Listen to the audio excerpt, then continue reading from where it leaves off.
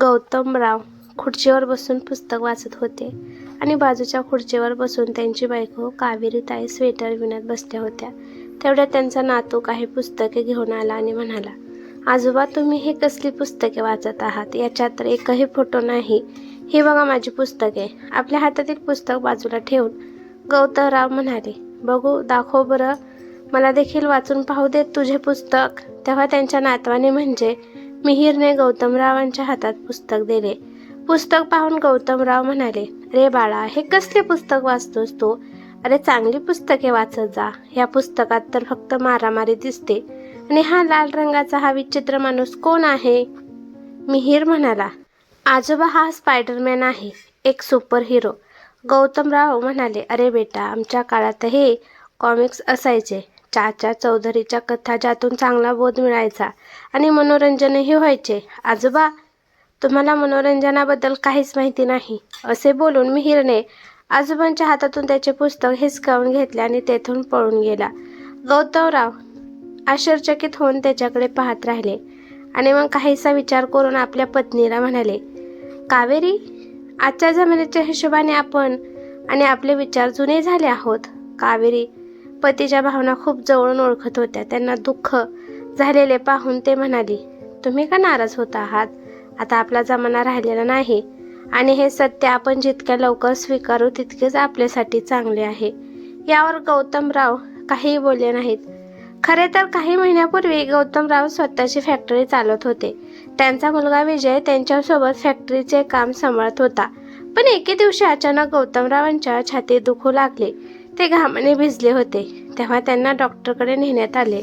तेव्हा गौतमरावांना हृदयविकाराचा झटका आल्याचे समजले. डॉक्टरांनी त्यांना शस्त्रक्रिया करण्याचा सल्ला दिला. शस्त्रक्रियेनंतर गौतमरावांना काही महिने विश्रांती घेण्यास सांगण्यात आले. ते त्यांच्या फॅक्टरीचे काम मोठ्या उत्साहाने हाताळत होते. पण आता घरी बसले होते. विजय एकटाच फॅक्टरीचे काम पाहत होता. काही दिवस तो गौतमरावांना फॅक्टरीच्या खर्चाचा आणि उत्पन्नाचा संपूर्ण हिशोब देत होता. पण नंतर त्याने वडिलांना हिशोब देणेही बंद केले. गौतमरावांनी त्यांच्या मुलाला अकाउंटबद्दल विचारले तेव्हा विजय म्हणाला, बाबा, आता ऑनलाईनचा जमाना आहे, त्यामुळे मी फॅक्टरीचा हिशोब कॉम्प्युटराइज केला आहे. बाबा, राहू द्या, तुम्हाला याबद्दल काहीही माहिती नाही. मी सगळं व्यवस्थित पाहतोय. मुलाचे बोलणे ऐकून त्या दिवसापासून गौतमरावांना असे वाटू लागले की या काळात त्यांच्या अनुभवाची गरज नाही. गौतमराव अजूनही त्यांच्या विचारात गढून गेले होते. तेवढ्या त्यांच्या पत्नीने हाक मारली, अहो, खाली या. सुनबाईने नाश्ता बनवला आहे, नाश्ता करा. गौतमराव जेवणाच्या टेबलावर येऊन बसले. त्यांची नजर तिथे आलेल्या नाश्त्याच्या प्लेटकडे गेली. आज पुन्हा त्यांच्या सुनेने त्यांच्यासमोर फक्त ब्रेड आणि बटर ठेवले होते. ते पाहून गौतमराव म्हणाले, हा असला नाश्ता असतो का? बाजारातून ब्रेड मागवायचे आणि त्याला बटर लावून द्यायचे. ह्यापेक्षा घरीच काहीतरी चांगलं बनवायला हवं होतं. तेव्हा कावेरीताई म्हणाल्या, ठीक आहे, जर तुम्हाला हा नाश्ता आवडत नसेल तर मी तुमच्यासाठी शिरा बनवते. असे बोलून कावेरीताई स्वयंपाकघरात गेल्या आणि त्यांच्या नवऱ्यासाठी शिरा बनवू लागल्या. सासूला पाहून त्यांची सून नीता लगेच स्वयंपाकघरात आली आणि म्हणाली, आई, काय करत आहात? मी नाश्ता बनवला आहे ना. कावेरीताई म्हणाल्या, सुनबाई, तुला माहिती आहे ना, तुझ्या बाबांना ब्रेड फारसा आवडत नाही, म्हणून मी त्यांच्यासाठी शिरा बनवत होते. नीता म्हणाली, आई, मला आधी माझ्या मुलांसाठी आणि विजयसाठी टिफिन पॅक करू दे. तुम्ही हे काम नंतर देखील करू शकता. आणि तसेही बाबांना कुठे जायचे असते? ते तर घरातच बसून असतात. बाहेर बसलेल्या गौतमरावांना त्यांच्या सुनेचे हे शब्द ऐकून काळजावर घाव झाल्यासारखे वाटले. कावेरीताई देखील उदास चेहऱ्याने स्वयंपाकघरातून बाहेर आल्या आणि आपल्या पतीचा गंभीर चेहरा पाहून म्हणाल्या, अहो, मी काय म्हणते, आता तुमच्या तब्येतीत सुधारणा होत आहे. मग तुम्ही पुन्हा फॅक्टरीत जायला सुरुवात केली तर तुमची दैनंदिन दिनचर्या थोडी जास्त व्यस्त होईल आणि तुम्ही स्वतःला व्यस्त ठेवू शकाल.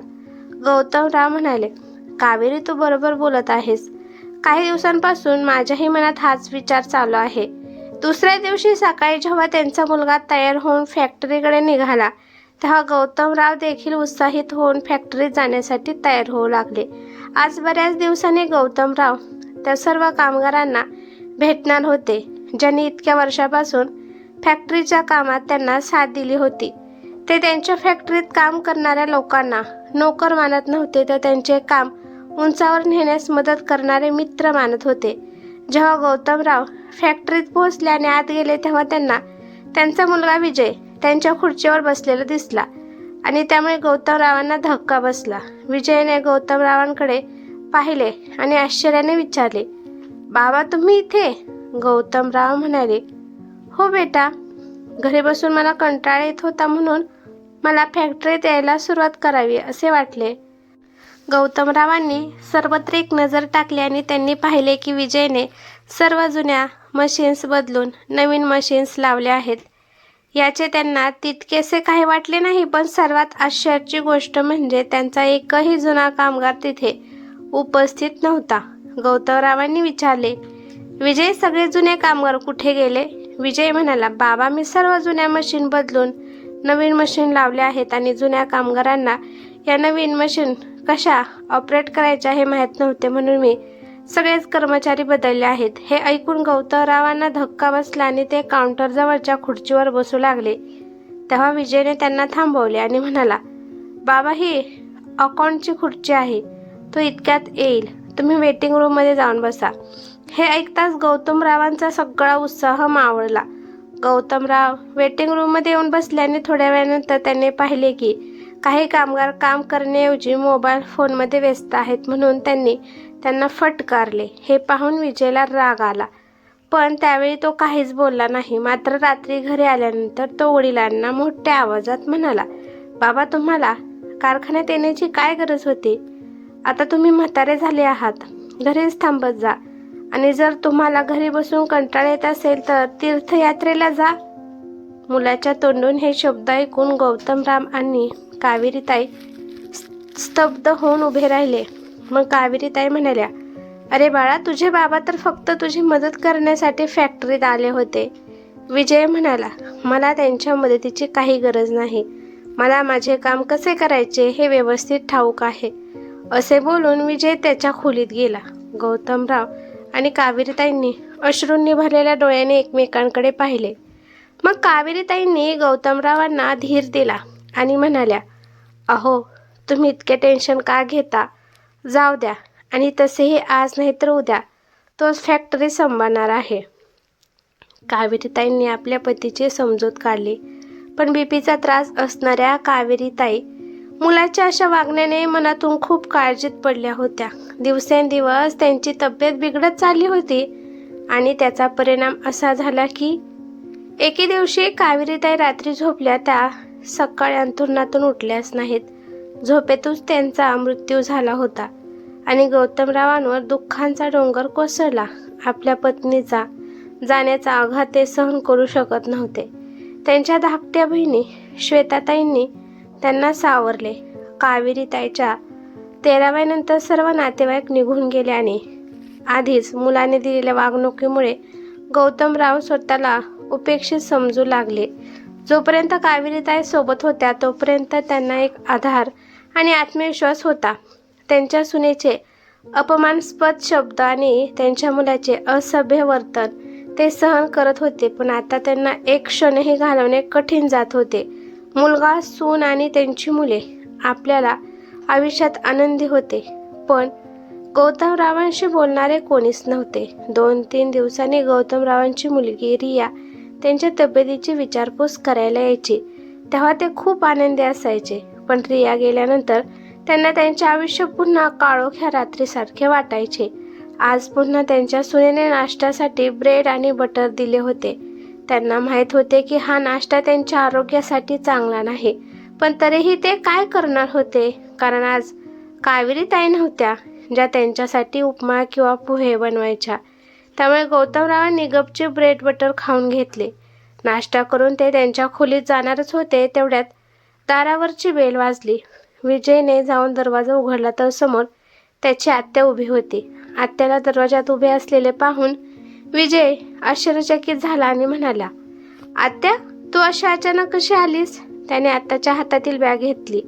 श्वेताताई पुढे काही बोलणार त्याआधीच गौतमराव म्हणाले, हो बाळा, माझी तब्येत ठीक नव्हती, त्यामुळे मी तिला काही दिवसांसाठी इथे बोलवून घेतले. विजय म्हणाला. पण बाबा, आत्याला त्रास देण्याची काय गरज होती? तेवढ्यात नीता तिथे आली आणि म्हणाली, बाबा, आत्याला तुम्ही उगाच त्रास दिला. त्यांनाही त्यांचे कुटुंब आहे ना. श्वेताताई म्हणाल्या, अगं नीता, यामध्ये त्रास कसला आला? आणि आपल्या माणसांसाठी थोडासा वेळ काढायला पाहिजे ना. परिस्थितीने त्रासलेल्या गौतमरावांच्या चेहऱ्यावर त्यांची बहीण येताच हास्य उमटले. आता त्यांना घरात एकटेपणा जाणवत नव्हता. श्वेताताई आपल्या भावाच्या खाण्यापिण्याकडे जातीने लक्ष देऊ लागल्या.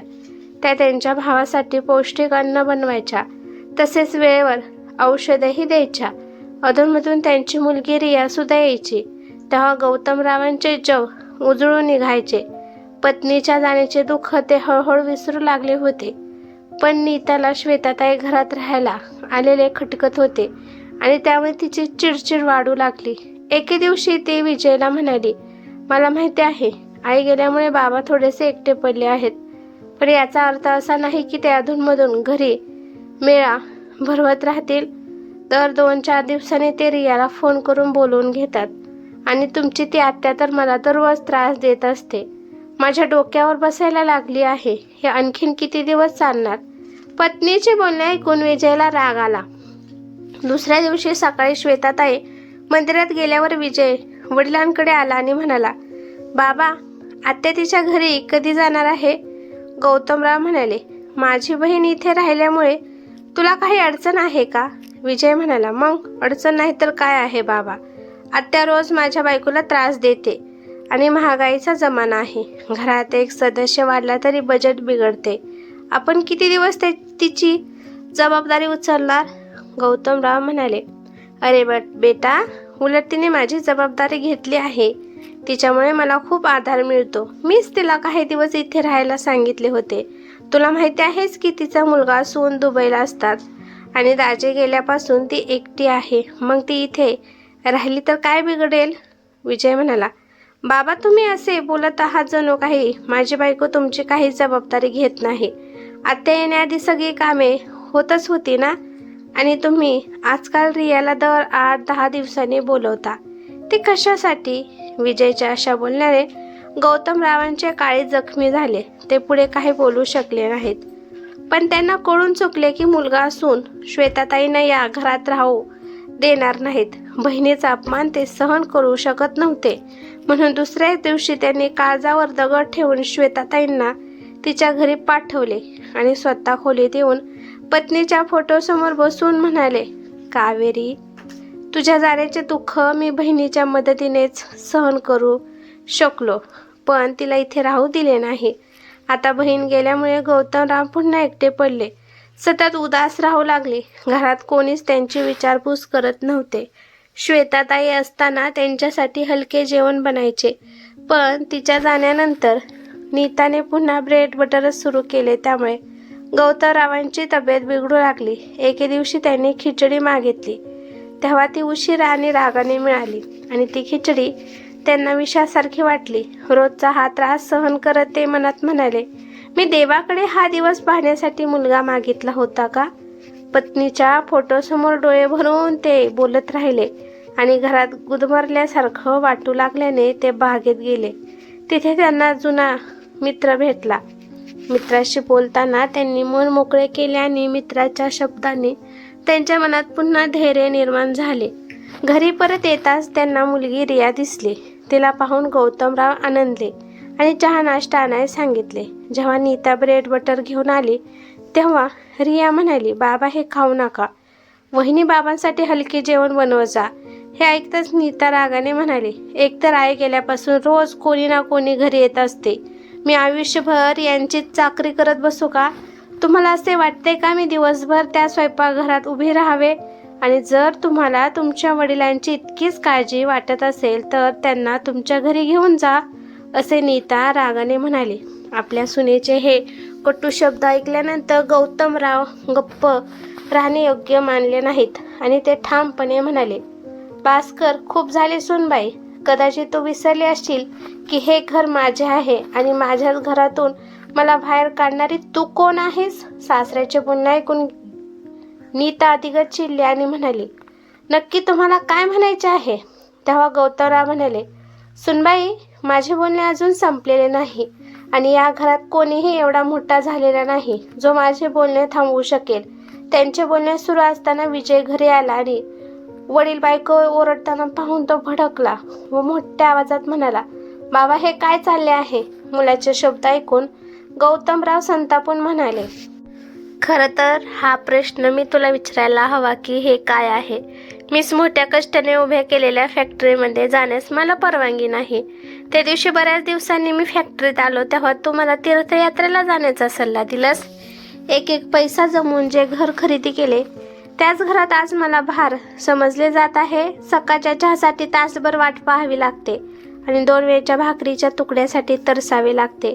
तुझी आई गेल्यावर मला प्रचंड एकटेपणा जाणू लागला. म्हणून काही दिवसांसाठी मी माझ्या बहिणीला घरी बोलवून घेतले, तर तेही तुम्हाला सहन झाले नाही आणि आज बऱ्याच दिवसांनी माझी मुलगी मला भेटायला आली आहे. तर सुनबाई, तू तोंडाला येईल ते बोलत आहेस. सुनबाई, एक गोष्ट कान उघडे ठेवून ऐक. ज्या घरात तू मला जायला सांगत आहे ना, ते घर आजही माझ्या नावावर आहे. त्यामुळे या घरातून जर कोणी बाहेर जाणार असेल तर ते तुम्ही दोघे आहात. आणि विजय, ज्या फॅक्टरीवर आज तू अधिकार गाजवत आहेस त्या फॅक्टरीचा मालक आजही मीच आहे. मला जर वाटले तर मी ती फॅक्टरी विकूही शकतो आणि आजही माझ्यात एवढी हिंमत आहे की मी पुन्हा फॅक्टरी सांभाळू शकतो. मी म्हातारा नक्की झालो आहे पण माझा स्वाभिमान अजूनही जिवंत आहे. मी उद्यापासून माझ्या फॅक्टरीत जाऊन सगळे काम स्वतः पाहणार आहे आणि तुम्ही दोघे तुमचे सामान उचला आणि माझ्या घरातून चालते व्हा, असे गौतमराव ठाम शब्दात म्हणाले. वडिलांचे हे रूप पाहून विजय आणि नीता दोघेही चकित झाले आणि त्यांच्या पायांवर पडून माफी मागू लागले. त्यामुळे गौतमरावांनी त्यांना सुधारण्याची आणखीन एक संधी दिली. दुसऱ्या दिवसापासून मुलगा आणि सुनेच्या वागण्यात जमीन आसमानचा फरक दिसू लागला. आज गौतमरावांच्या नाश्त्याला ब्रेड बटर नव्हते तर इडली सांबर होते. गौतमराव नाश्ता करून उठले तेव्हा विजय त्यांना फॅक्टरीत घेऊन जाण्यासाठी तयार होऊन उभा होता. आज गौतमराव आपल्या फॅक्टरीत जाऊन थेट आपल्या जुन्या खुर्चीवर बसले होते. वेटिंग रूममध्ये नाही. आता मुलाला आणि सुनेला आपली लायकी समजली होती आणि दोघेही गौतमरावांची मनापासून सेवा करू लागले. ही कथा कशी वाटली ते मला कमेंट करून नक्की सांगा. कथा आवडली तर लाईक शेअर नक्की करा आणि चॅनलवरती नवीन असाल तर चॅनलला सबस्क्राईब करा. धन्यवाद.